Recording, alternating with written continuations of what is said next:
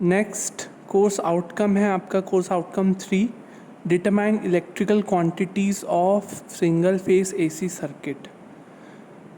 तो इस course outcome को अचीव करने के लिए हम बहुत सारे लर्निंग आउटकम्स पढ़ेंगे। तो हम उसका रिप्रेजेंटेशन और उसका कैलकुलेशन और डिफरेंट क्वांटिटीज़ को एक्सप्रेस कैसे करते हैं, ये सब हम लर्निंग आउटकम्स में पढ़ेंगे। इसके लर्निंग आउटकम आपके सिलेबस में जैसा दिया उसके हिसाब से।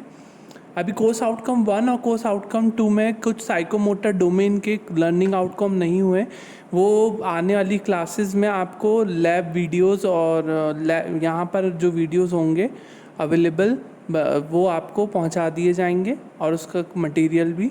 तो अभी हमारा कोर्स आउटकम 1 और कोर्स आउटकम 2 में कुछ लर्निंग आउटकम्स बचे हुए हैं, वो आपको जब टाइम आएगा बता दिया जाएगा। अभी हम कॉग्निटिव डोमेन के हिसाब से सिर्फ थ्योरी पोर्शन, मतलब जो कि कॉग्निटिव डोमेन है आपका, उसके हिसाब से हम अभी सारे कोर्स आउटकम्स को अचीव कर रहे हैं। तो कोर्स आउटकम 3 जो है आपका वो है determine electrical quantities of single phase AC circuit.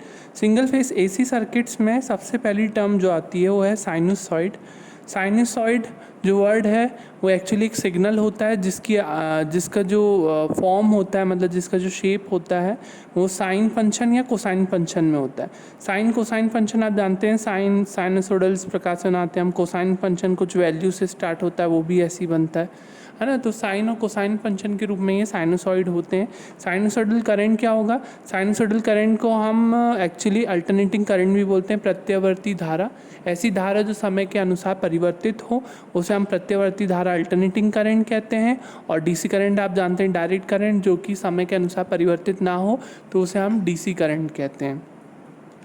तो एसी सर्किट क्या होगा? एसी सर्किट ऐसे परिपथ जिसमें या तो वोल्टेज सोर्स सप्लाई के रूप में यूज़ किए जाते हो, अल्टरनेटिंग वोल्टेज सोर्स या साइनसोइडल वोल्टेज सोर्स, और जिसमें अल्टरनेटिंग धारा प्रवाहित होती है, तो ऐसे परिपथ को हम एसी परिपथ कहते हैं।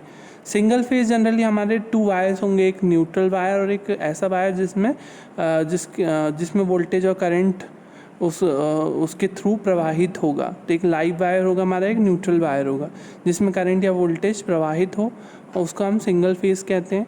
जनरली लेस पावर के लिए सिंगल फेसिंग सिस्टम का उपयोग किया जाता है, और हमें जब पावर रिक्वायरमेंट ज़्यादा होती है तो 3 फेज़ की तरफ हम बढ़ते हैं। तो जनरली अभी हम सिंगल फेज़ 3 फेज़ के क्या डिफरेंसेस हैं और क्या है एक्चुअली, वो नेक्स्ट चैप्टर में हम डिस्कस करेंगे। यहाँ पे हम सिंगल फेज़ पढ़ रहे हैं, जो कि एक सिंगल वायर, एक पावर वायर होगा और जिसमें एक न्यूट्रल वायर होगा जिसके द्वारा प्रत्यावर्ती धारा प्रवाहित होगी।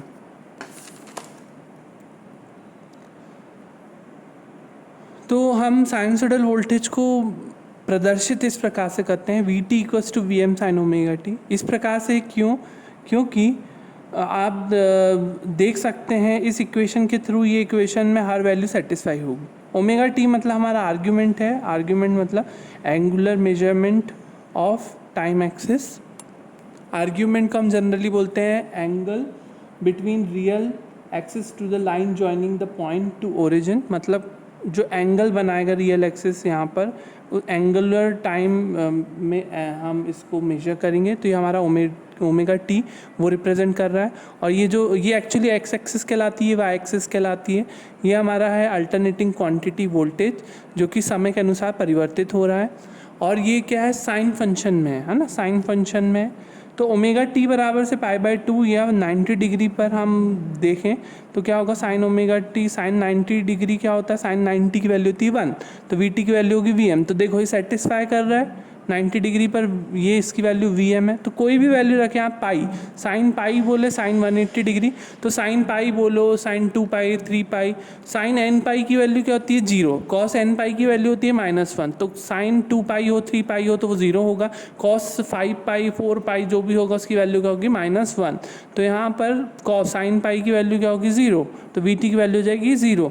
तो ये सेटिस्फाई कर रहा है इक्वेशन, जिसमें Vm क्या है? आपकी मैक्सिमम हाइट है। एम्पलीट्यूड को हम बोलते हैं मैक्सिमम हाइट ऑफ वेव, है ना। तरंग की सबसे अधिकतम हाइट जो होती है उसको हम बोलते हैं एम्पलीट्यूड। तो एम्पलीट्यूड है यहाँ पे maximum value of N alternating quantity, अधिकतम मान उस प्रत्यावर्ती राशि का अधिकतम मान। ओमेगा हमारा एंगुलर फ्रीक्वेंसी इन रेडियन पर सेकेंड, इस पर हम थोड़े टाइम बाद आएंगे। तो आप देख रहे हैं ये टाइम एक्सिस में रिप्रेजेंटेड है ये वाला, और ये एंगुलर एक्सिस में, फेज फेज़ टाइम और फेज़ एंगल के रूप में हमने इसको प्रदर्शित किया, जिसके टर्म्स हम आगे पढ़ेंगे। तो आप देख रहे हैं ये एक पॉजिटिव हाफ साइकिल और नेगेटिव हाफ साइकिल, पॉजिटिव फिर नेगेटिव। तो एक पॉजिटिव अल्टरनेटिंग क्वांटिटी आप देख रहे हो रिवर्स होता है रेगुलर इंटरवल्स में with one positive half cycle and other negative half cycle. तो इस प्रकार से एक चक्र पूर्ण होता है एक पूरे पॉजिटिव और नेगेटिव हाफ साइकिल के मिलाने के बाद ओमेगा टी इक्वल्स टू 2 पाई पर, है ना। ओमेगा इक्वल्स टू 2 पाई पर एक पूरा चक्र पूरा हो रहा है और पाई पर अर्ध चक्र पूरा हो रहा है। और ये टाइम एक्सिस के फॉर्म में भी हम टोटल टाइम टी दिखा सकते हैं। Total time T is equals to 2 pi, ऐसा बता सकते हैं हम, 2 पाई बाय ओमेगा।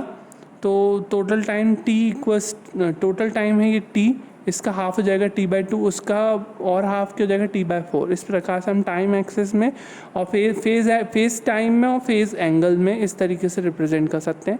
साइकिल क्या होगी, एक कंप्लीट साइकिल पॉजिटिव और नेगेटिव हाफ साइकिल की कंप्लीट सेट को हम बोलते हैं, एक कंप्लीट सेट पॉजिटिव और नेगेटिव हाफ साइकिल को हम बोलते हैं साइकिल, है ना, one cycle of alternating quantity. तो ये पूरा पॉजिटिव और ये पूरा नेगेटिव, तो वन साइकिल कंप्लीट हो रहा है कहाँ पे, 2 पाई पर। तो इसको हम बोलते हैं साइकिल चक्र।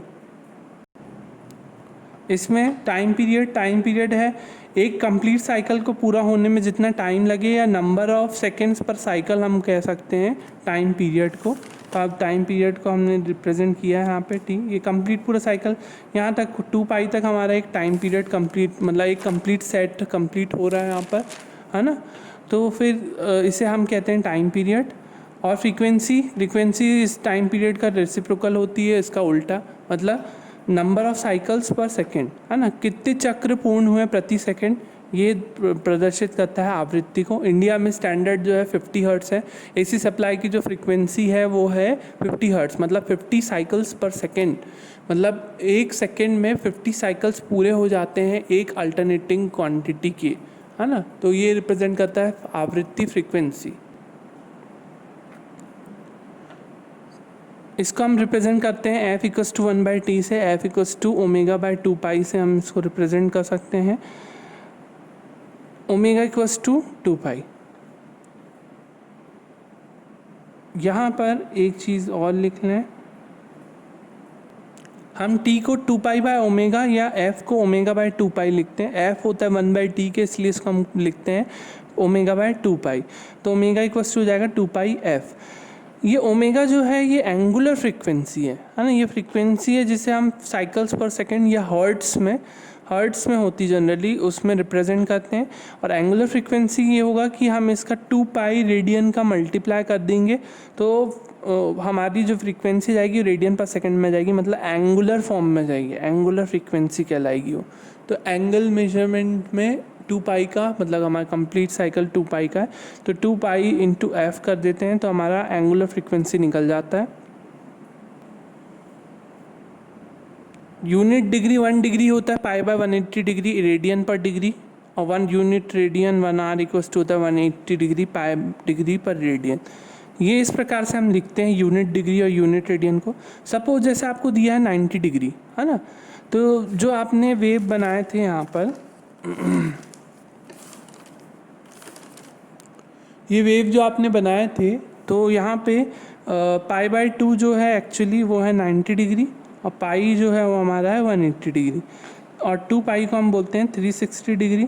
इस प्रकार से ये 360 आप देख रहे हो हर साइकिल में 180 प्लस हो रहा है, तो 360 प्लस 180 कर देंगे तो 540 के आसपास। तो इस प्रकार से होते जा रहा है। तो अगर हमको कोई भी रेडियन को डिग्री में लिखना हो या डिग्री को रेडियन में लिखना हो तो हम इस प्रकार से लिख सकते हैं।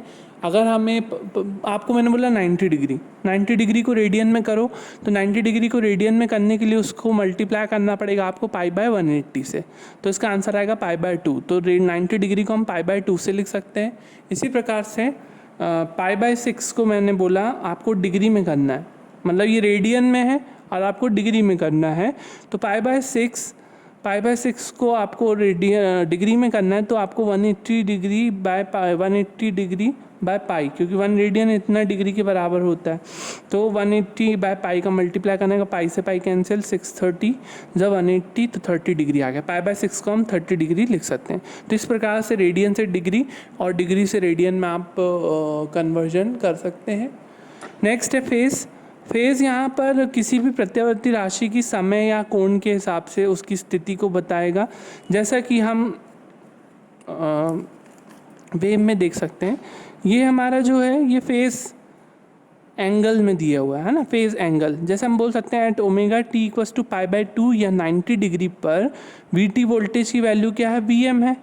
तो प्रत्यावर्ती राशि की फेज एंगल के रिस्पेक्ट में ये पोजीशन बता रहा है ना। जैसे पाई बाय 2 पे क्या है, ये वी एम है। अब मैं आपसे पूछूं पाई पर क्या है, तो ये आप बोलोगे 0 है, वी क्या हो जा रहा है, 0 है। पाई पे वैल्यू इसकी 0 हो गई है, 2 पाई पे वापस से 0 हो गई है। और मैं आपसे पूछूं इस पॉइंट पर, जैसे कि इसको बोल दिया मैंने 3 पाई बाय 2 या 270 डिग्री, इस 3 पाई बाय 2 पर कितनी वैल्यू है, तो आप बोलेंगे क्या, -Vm। तो इस प्रकार से हम अल्टरनेटिंग क्वांटिटी की फेस एंगल के हिसाब से ये वैल्यू बता सकते हैं। वैसी फेस टाइम में भी बता सकते हो। T/4 पे इसकी वैल्यू है Vm, T/2 पे है 0, T पे है इसकी 0। तो फेस जनरली रिप्रेजेंट करता है अल्टरनेटिंग क्वांटिटी की पोजीशन, है ना। यही हमने लिखा हुआ है, तो इसको आप रीड कर लेंगे। और इसके आगे फेज डिफरेंस और आगे के और पैरामीटर्स हमें पढ़ना, जो कि हम नेक्स्ट क्लास में देखेंगे।